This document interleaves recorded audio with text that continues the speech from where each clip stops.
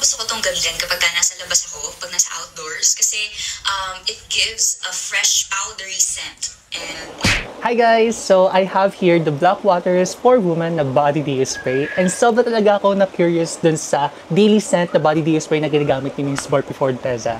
So, let's rank them based on my preferences. Just to set your proper expectation guys, I bought this with my own money because sobra lang talaga ako na curious about this for Body Dew Spray.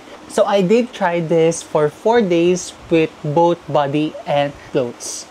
Para talaga masubukan ko yung longevity na itong mga body dew sprays na to. I also spray this 5 times in a zigzag motion. Talagang pinaligo ko siya para matest ko talaga yung longevity na itong body dew spray. Let's start with Inspire. Si Inspire is may pagka-fruity, floral, and vanilla. Kasi meron siyang raspberry, tapos yung white floral niya talaga yung prominent dun sa notes, but also yung vanilla sa dry down. I like the combination nung may pagka-vanilla because it tones down that sweetness dun sa raspberry, dun sa pagka-fruity niya.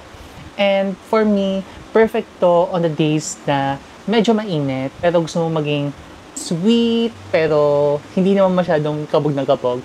Nga pala, nagtagal to sa balat ko ng mga 1 oras, pero on my clothes, nagtagal naman siya ng mga 2 to 3 hours. Third on my list is si Seduce. This one is may pagka bright citrus, grapefruit, and lemon and apple.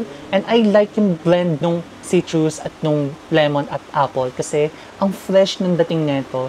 Perfect na perfect to sa mga young adult or sa mga teens na nag-explore pa sa scent. Kasi ito may pagka-fresh vibe siya na parang may pagka-shampooy which makes you smell fresh. And this one, it lasts on my skin about mga 1 to 2 hours, pero sa clothes ko, dun siya talaga maamoy. Second to my list is si Admire.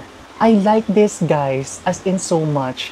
Napaka-prominent nung amoy ng floral nito, pero may pagka-soapy vibe siya, which makes it like a fresh scent. And meron din tong apple, melon, and peach. Pero yung pagka-fruits nung notes nito is hindi siya amoy na fruity na matamis. More on like a soapy kind of floral scent. And kung mahilig kayo dun sa bench na So In Love, feeling ko mabebetan nyo to kasi ganun yung vibes na nabibigay niya. Tapos may pagka-powdery din, which makes it like a clean girl scent. This one lasted on my skin for 2 hours and 3 to 4 hours on my clothes. Last but not the least, but on my top list is si Desire. Guys, ito yung pinaka-favorite ko sa lahat ng scent ng body dew spray na to kasi it smells like a straight up baby powder scent. And may hint siya ng orange, lily, and rose. Which, ito talaga yung naging favorite ko. As in, ini-spray ko parate. Kasi ang baby powder siya. Pero yung pagka-baby powder niya is not really na pang-baby. But more of like, pang young adult na talaga to adult. Hindi rin siya yung masangsang or mabigat sa ilong. As in, napaka-fresh lang ng atake nito. Because again, yung floral niya dito is mabango. Which is yung rose. Plus yung lily, which makes it greener and fresher. And this one, it lasted on my skin for 2 hours and 3 to 4 hours on my clothes. And I remember twice na ako nag-retouch, as in. And talagang mahalimuyak talaga siya, as in ang dami kong compliments na nakukuha dito. And maybe that's the reason why ito rin yung favorite with Miss Barbie Forteza. And ito rin yung fan favorite ng mga taong nakagamit na nito based here sa TikTok. So guys, ano nagustuhan nyo sa mga scent na to? Based on my description about this body dew spray.